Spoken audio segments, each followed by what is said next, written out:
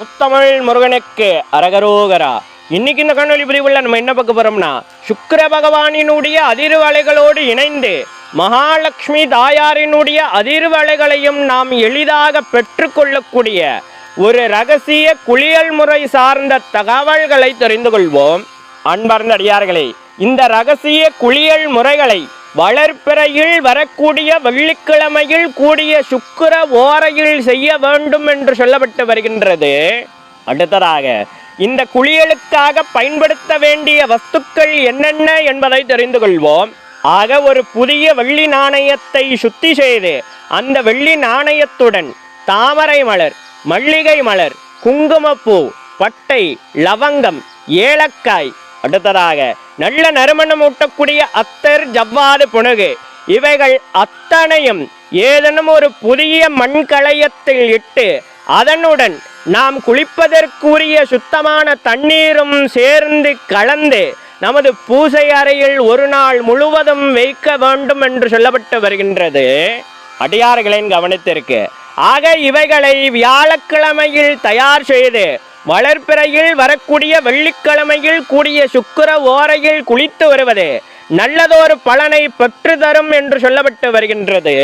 அடுத்ததாக அவ்வாறு பூசை அறையில் ஒரு நாள் முழுவதும் வைக்கக்கூடிய மண்கலயத்திற்கு 108 முறை அடுத்து சொல்லக்கூடிய மந்திரத்தை ஜபித்து உருயேற்ற வேண்டும் என்று சொல்லப்பட்டு வருகின்றது. ஓம் ஸ்ரீம் க்ளீம்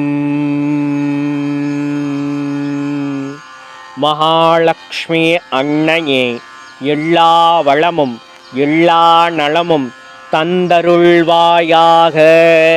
அன்பார்ந்த அடியார்களே, இந்த மந்திரத்தினை 108 முறை தரையில் அமராமல் ஏதேனும் ஒரு விரிப்பை விரித்து அதன் மேலே அமர்ந்து மந்திர ஜபங்களை ஜபித்து உருயேற்ற வேண்டும் என்று சொல்லப்பட்டு வருகின்றது.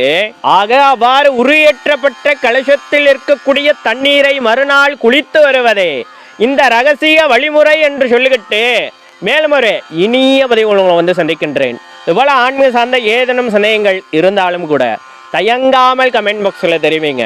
அடையானுக்கு தெரிந்தால் கண்டிப்பாக உங்கள்கிட்ட காணொலி மூலமாக பயந்துக்கிறேன். நமது தமிழ் வேதம் 922 சேனல் ஒன்றும் சப்ஸ்கிரைப் பண்ணாத அடியார்கள் மறவாமல் சப்ஸ்கிரைப் பண்ணி பக்கத்தில் இருக்கிற பெல் பட்டன் நம்பிட்டு ஆல் ஆப்ஷன் தட்டிங்கன்னா நாங்கள் பதிவு செய்கிற ஒவ்வொரு காணொலி பதிவும் உங்களை வந்து அடையும். மேலும் நமது தமிழ் வேதம் 922 சேனலில் நிறைய ஆன்மீக சார்ந்த காணொலி பதிவுகள் தொடர்ந்து பதிவேற்றம் செய்து கொண்டே இருக்கிறோம். அதெல்லாம் இன்னும் பார்க்காத அடியார்கள் ஒருமுறை சென்று போய் பாருங்கள். உங்களுக்கு தேவைப்படும் தகவல்கள் அதிலும் இருக்கக்கூடும். அடியார்களின் வசதிக்காக பிளேலிஸ்டும் தயார் செய்து வைத்திருக்கின்றோம். சர்வம் முனீஸ்வரம், சகலமும் முனீஸ்வரம். நம சிவாய.